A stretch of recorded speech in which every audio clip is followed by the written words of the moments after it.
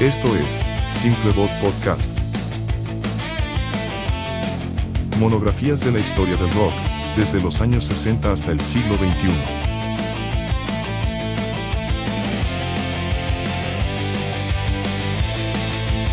Conducido por Marisa Simpson y Juan Pleite.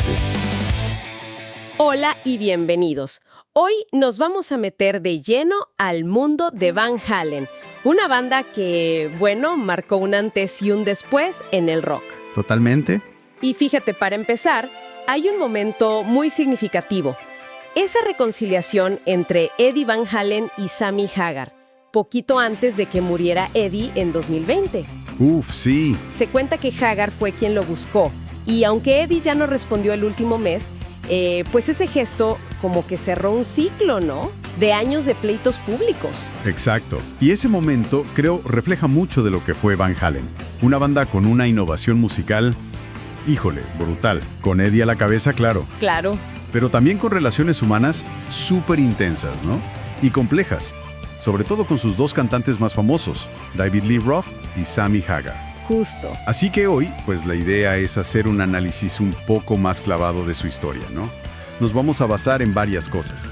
Artículos, cachitos de memorias como las de Alex Van Halen, las de Noel Monk, su manager. Ajá. También discusiones de fans que siempre son apasionadas y datos de ventas de impacto. Ok, entonces la misión de esta charla es como desmenuzar esos momentos clave de Van Halen, entender bien la influencia de Eddie, que es enorme, Gigante. explorar las diferencias, ¿no?, entre la era Roth y la era Hagar, y también resaltar esa conexión tan fuerte entre los hermanos Van Halen, todo basado en la información que tenemos. Eso mero. Perfecto. Pues entrémosle. Empezamos por el principio. Órale, va. Todo arranca con los hermanos Alex y Eddie Van Halen. Llegan a Pasadena, California, desde Holanda. Chavitos, ¿no? Sí, niños. Y sin hablar inglés. Alex cuenta en sus memorias que la música fue como su idioma, ¿sabes? Su forma de conectar entre ellos y con el nuevo lugar. Uh-huh. Su mamá, pues, les metió a clases de piano, lo típico. Pero lo que les pegó de verdad fue el rock. Hendrix, Cream. Eso les voló la cabeza. Y además tenían la influencia del papá, ¿verdad? Que era músico. Exacto. Jan Van Halen tocaba clarinete y saxofón, músico profesional. Y les pasó no solo el amor por la música, sino, ¿cómo?, el sentido de profesionalismo. Ah, mira. Les decía cosas como la importancia de cómo te ves en el escenario, ¿no? Que la gente viene a ver a la banda, no nomás a oírla. Un consejo que se les quedó grabadísimo. Qué buena lección desde el inicio. Y bueno, no podemos dejar pasar la anécdota de cómo acabaron con sus instrumentos. Es buenísima. ¡Ja! Sí, Alex la cuenta muy bien. Él quería la batería, entonces se puso a repartir periódicos para juntar lana y comprarse una. Pero mientras Alex andaba en la chamba, Eddie se ponía a practicar con la batería. Y le salió bastante bien, para sorpresa de Alex. Exacto. Así que Alex, medio resignado, le dijo, órale, quédatela tú. Y él intentó con la guitarra, pero como que no hizo clic con la guitarra. Ajá.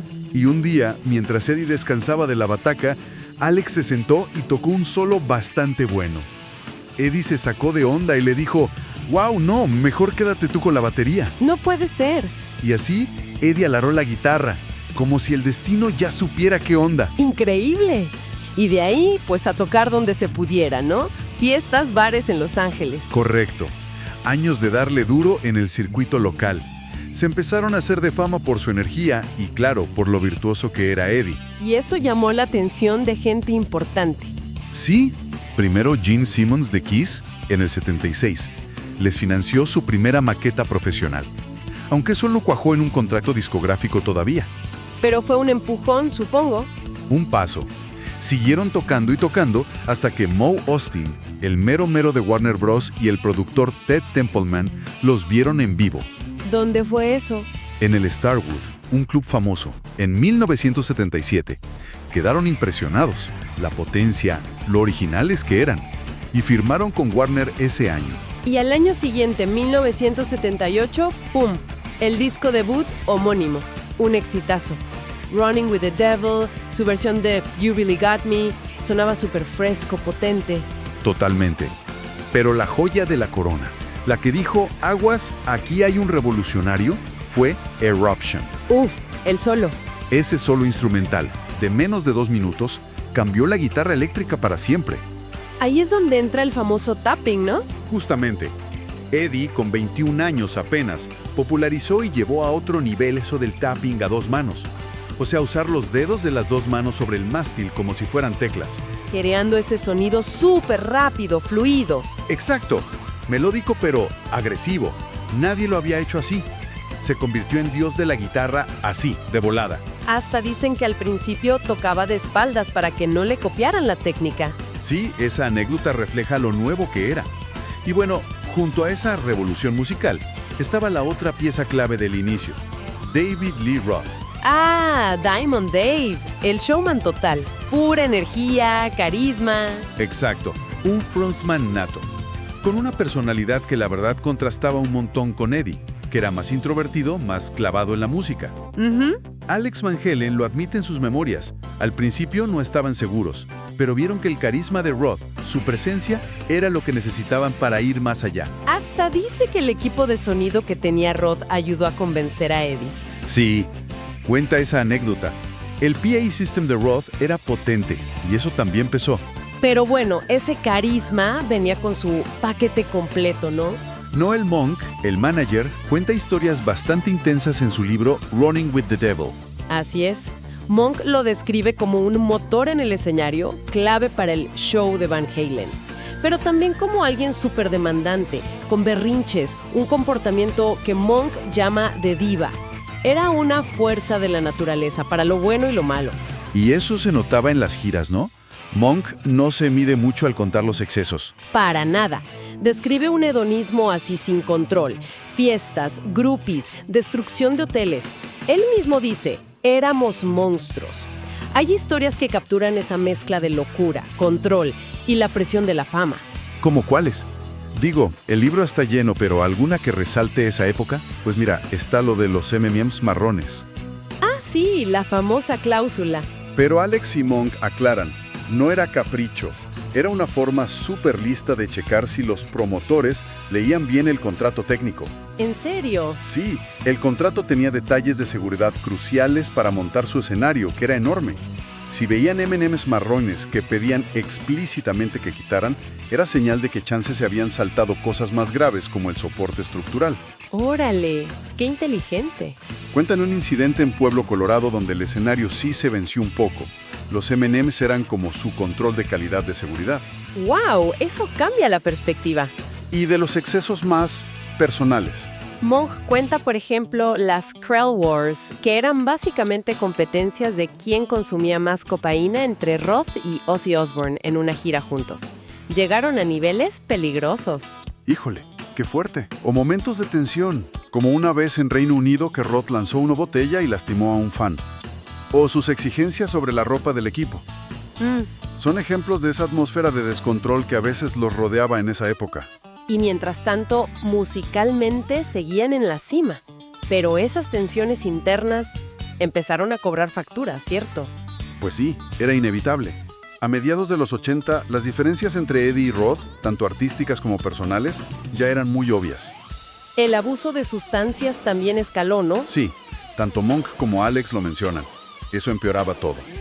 Además, Roth ya tenía sus propios planes fuera de Van Halen. Quería hacer cine y eso. Y llegó la ruptura en 1985. Correcto. Roth se fue.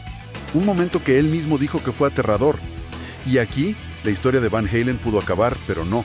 Buscaron nuevo cantante. Y encontraron a Sammy Hagar, Sí. que ya era conocido, ¿no? Carrera solista exitosa y traía un estilo de voz muy distinto al de Roth. Mucho más potente, dicen algunos. Quizá más técnico. Exacto. Los fans y los análisis muchas veces dicen eso. Hagar tenía más rango, más potencia constante, sobre todo en vivo. Y eso le permitió a la banda explorar otros sonidos, tal vez más melódicos. Y aquí viene una de esas ironías. Buenísima. Alex cuenta que Ted Templeman, el productor que los firmó, quería a Hagar desde el principio. Antes que a Roth. Sí, pero en ese momento la banda fue leal a Roth. Años después, mira, se cerró el círculo. Y contra todo pronóstico, la era Van Hagar, como le dicen, fue un exitazo. Un éxito comercial brutal. Hay análisis que estiman que vendieron más de 16 millones de discos de estudio solo en Estados Unidos con Hagar. ¡Wow! El primer disco con él, 50-150, vendió más de 6 millones. OUA 12, For Unlocking Carnal Knowledge, Balance, todos multiplatino. De hecho, acaban de sacar un box set, The Collection 2, con toda esa etapa. O sea, lograron lo impensable. Cambiar de un frontman icónico y seguir triunfando. Y con un sonido que también cambió, evolucionó. Mantenía la guitarra de Eddie, obvio, pero metieron más melodía, teclados más presentes. Aunque Jump fue con Roth, ¿no? El hit de teclado. Exacto, la ironía. Pero sí, la era Haggard exploró más esas texturas. Las letras, para algunos, se sintieron distintas, chance más maduras. Y en vivo, Haggard era una garantía. Y volviendo al inicio, esa reconciliación final entre Eddie y Haggard como que le da un cierre bonito a ese capítulo que fue exitoso, pero también tuvo sus broncas al final. Sin duda. Haggard ha contado cómo reconectaron en los últimos meses de Eddie, dejando atrás los pleitos. Un gesto importante. Ok, entonces llegamos al gran debate, el que divide a los fans. ¿Roth o Haggard? ¿Cómo se comparan realmente estas dos eras? Es la pregunta del millón, ¿no? Si ves los números fríos, ventas de discos de estudio en Estados Unidos, la era Roth acumuló más de 36 millones contra los más de 16 de Haggard. Bastante diferencia. Sí, discos como el debut Van Halen o 1984, cada uno solito vendió más que toda la era Haggard junta. Pero hay peros en esas cifras, ¿verdad? Sí, y son importantes. La era Haggard sí puso discos en el número 1 de Billboard, cosa que la era Roth increíblemente nunca logró. 1984, por ejemplo, con todo y sus ventas monstruosas se quedó en el 2. ¿Por qué? ¿Cómo es posible? La competencia. 1984 se topó con Thriller de Michael Jackson. Imparable. Llegar al número 1 depende mucho de contra quién compites esa semana. Ah, claro. Los discos de Haggard salieron en momentos donde sí pudieron llegar a la cima. Entonces, aunque Roth vendió más volumen, Haggard tuvo esos picos de popularidad puntual, los números 1, que Roth no. Interesante el matiz. Y más allá de ventas, el estilo. Pues lo que decíamos, Roth era el showman, voz única en estudio, aunque quizá menos consistente en vivo con los años. Haggard traía una potencia vocal más tradicional, digamos, más rango y muy sólido en vivo. Y el sonido de la banda en general. La era Roth es esa energía cruda, rock and roll directo, fiestero. La guitarra de Eddie es la protagonista absoluta, casi fuegos artificiales. Sí. La era Haggard, sin dejar el hard rock, metió más capas melódicas, armonías vocales más trabajadas, más teclados como textura, siguiendo un poco lo que empezó Jump. Y si pensamos en el legado, la influencia a largo plazo, ¿qué se dice? Aquí es donde hay más opiniones encontradas. La influencia de Eddie como guitarrista es indiscutible. Monumental, trasciende todo. Su sonido, el tapping, cómo innovó con el equipo, eso cambió la historia de la guitarra. Punto. Pero se debate sobre lo demás, ¿no? Sí. En foros y discusiones, por ejemplo, hay quien se pregunta si la imagen o algunas letras de la era Roth, muy de los 80, han envejecido tan bien.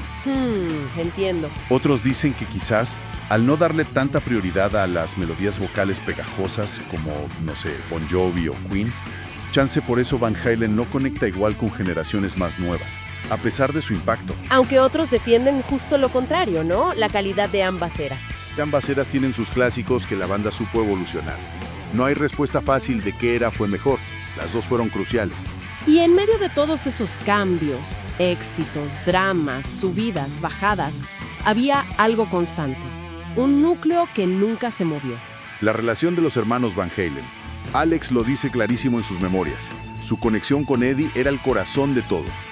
La describe como un lazo genético, artístico, financiero y emocional.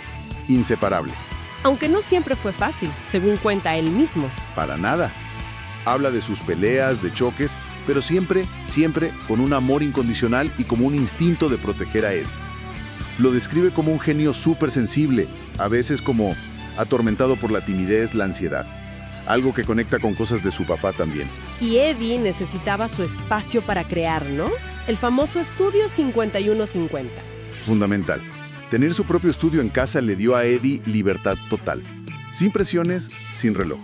Ahí pudo experimentar como con los teclados de Jump. Que Alex dice que al principio no le encantó la idea. Exacto.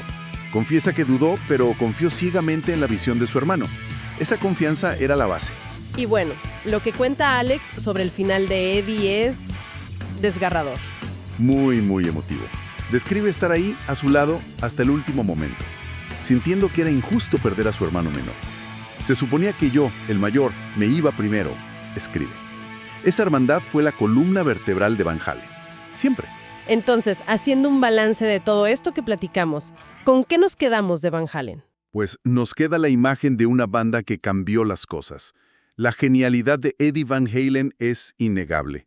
Transformó el rock, y las personalidades, los talentos tan diferentes de Roth y Hager, definieron dos etapas exitosísimas, muy ricas musicalmente, aunque distintas. Y todo eso sostenido por la fuerza de esos dos hermanos. Queda claro que el debate Roth versus Haggard es casi secundario frente a la banda en sí, ¿no? Sí, o quizá lo interesante es ir más allá de esa comparación. Pensar en el impacto de esa evolución constante que Eddie siempre buscó. O sea, ¿habría llegado Van Halen tan alto con cualquier otro cantante carismático, nomás por el motor creativo de los hermanos? O al revés, fue justo esa química específica, primero la locura de Roth, luego la potencia de Haggard, lo que sacó diferentes chispas de la creatividad de Eddie y Alex. Exacto. Es algo que creo los fans van a seguir debatiendo y sobre todo escuchando por mucho, mucho tiempo. Gracias por escucharnos. Nos oímos en la siguiente transmisión. Y no lo olviden, recomiéndenos. Somos Simple Bot Podcast.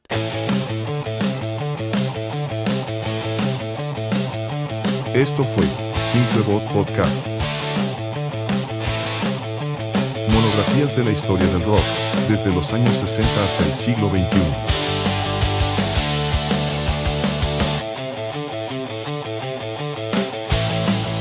Conducido por Marisa Simpson y Juan Pleite.